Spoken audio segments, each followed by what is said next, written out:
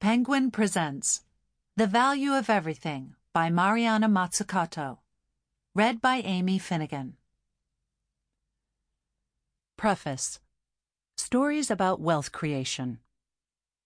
Between 1975 and 2017, real U.S. GDP, the size of the economy adjusted for inflation, roughly tripled from $5.49 trillion to $17.29 trillion. During this period, productivity grew by about 60%. Yet from 1979 onwards, real hourly wages for the great majority of American workers have stagnated or even fallen. In other words, for almost 4 decades, a tiny elite has captured nearly all the gains from an expanding economy.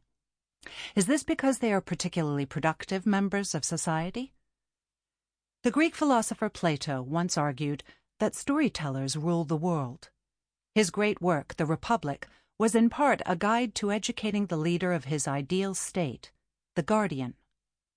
This book questions the stories we're being told about who the wealth creators are in modern-day capitalism. Stories about which activities are productive as opposed to unproductive, and thus where value creation comes from.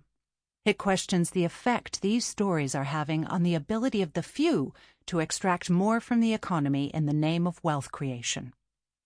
These stories are everywhere.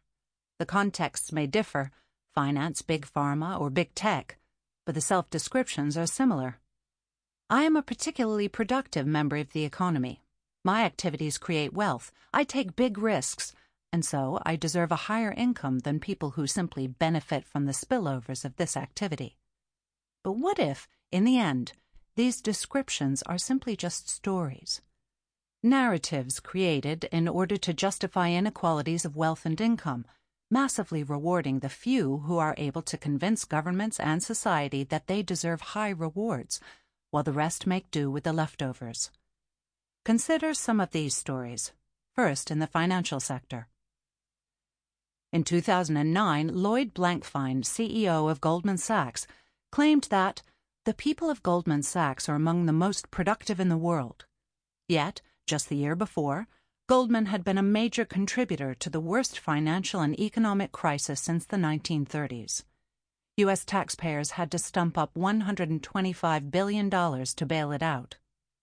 In light of the terrible performance of the investment bank just a year before, such a bullish statement by the CEO was extraordinary.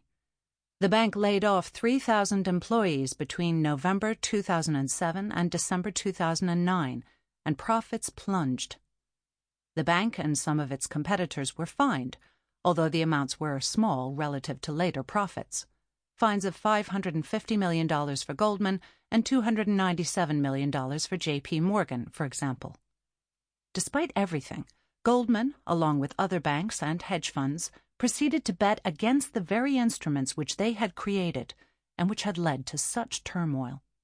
Although there was much talk about punishing those banks that had contributed to the crisis, no banker was jailed, and the changes hardly dented the bank's ability to continue making money from speculation. Between 2009 and 2016, Goldman achieved net earnings of $63 billion on net revenues of $250 billion. In 2009 alone, they had record earnings of $13.4 billion. And although the U.S. government saved the banking system with taxpayers' money, the government did not have the confidence to demand a fee from the banks for such high-risk activity. It was simply happy, in the end, to get its money back. Financial crises, of course, are not new. Yet Blankfein's exuberant confidence in his bank would have been less common half a century ago. Until the 1960s, finance was not widely considered a productive part of the economy. It was viewed as important for transferring existing wealth, not creating new wealth. Indeed, economists were so convinced about the purely facilitating role of finance that they did not even include most of the services that banks performed, such as taking in deposits and giving out loans, in their calculations of how many goods and services are produced by the economy. Finance sneaked into their measurements of gross domestic product, GDP, only as an intermediate input, a service contributing to the functioning of other industries that were the real value creators.